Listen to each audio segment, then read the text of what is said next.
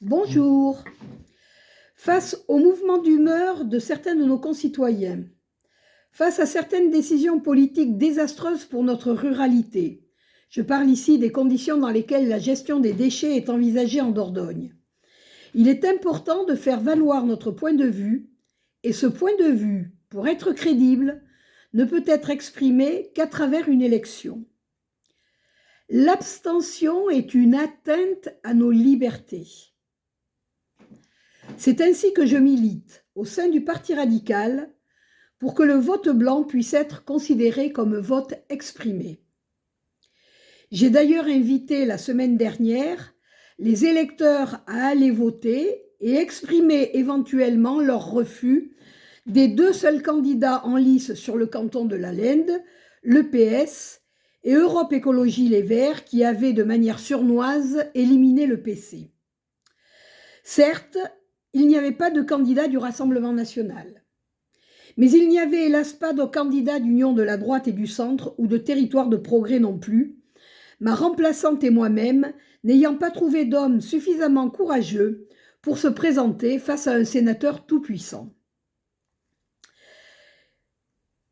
Si à Couz, l'abstention a été de 57%, ce qui est inédit, et si les votes nuls ont représenté 3% des votants, j'ai eu la joie de constater que 9% des Couzottes et des Couzeaux s'étaient déplacés à la mairie pour voter blanc.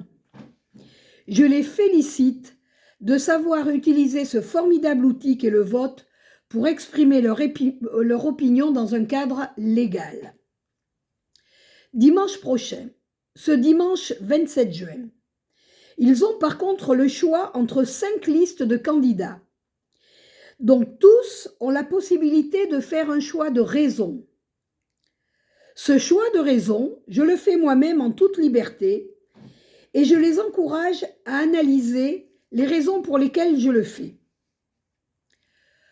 L'EPS est omniprésent tant en Dordogne qu'en Nouvelle-Aquitaine et il exerce de fait, du fait d'ailleurs d'un manque d'alternance au fil du temps, ce que je qualifie de dictature doucereuse, parce que si c'est une dictature doucereuse, c'est néanmoins un état d'esprit excessivement sectaire.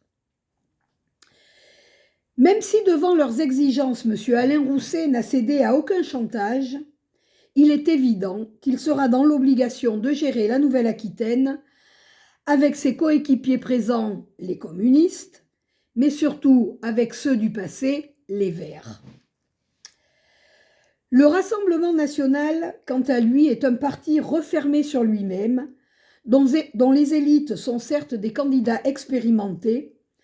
Pour autant, leurs militants de terrain, dont je ne minimise pas la qualité et l'intérêt, ne sont pas plus formés que ceux d'En Marche et ne sont donc pas en mesure à ce jour de gérer la région avec l'intelligence politique nécessaire. Quant à la team Darrieussecq, qui vante la ruralité en franglais, elle ne m'a pas convaincue et ses accidents de parcours, comme le fait que sa propagande n'ait pas été imprimée à temps pour être diffusée à la population, me laissent craindre une équipe insuffisamment expérimentée pour assurer la gestion de la grande région qu'est la Nouvelle-Aquitaine. C'est d'ailleurs pour ces raisons que j'ai joué ma clause de conscience pour ne pas suivre les instructions de mon parti, le Mouvement radical, à voter pour l'équipe de candidats menée par Geneviève Darrieussecq et en Dordogne par Jérôme Perra. J'adresse d'ailleurs ici mon plus sympathique salut au député Jean-Pierre Cubertafond qui y figure seulement en 3e position. À Couz, on sait combien je suis attachée aux valeurs écologiques.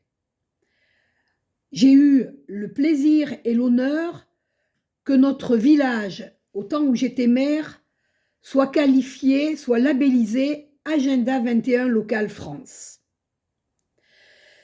Et c'est donc en écologiste convaincu mais responsable que je suis candidate sur la liste d'union de la droite et du centre aux côtés de Nicolas Florian, qui a succédé à Alain Juppé à Bordeaux et qui, de ce fait, a une double expérience de conseiller régional et maire de Bordeaux.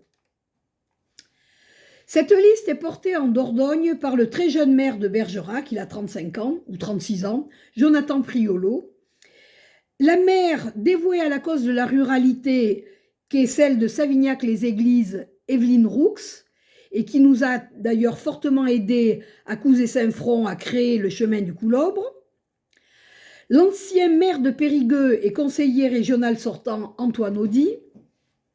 Une jeune élue de Terrasson active dans le monde économique et celui de l'emploi, Coralie Daubis.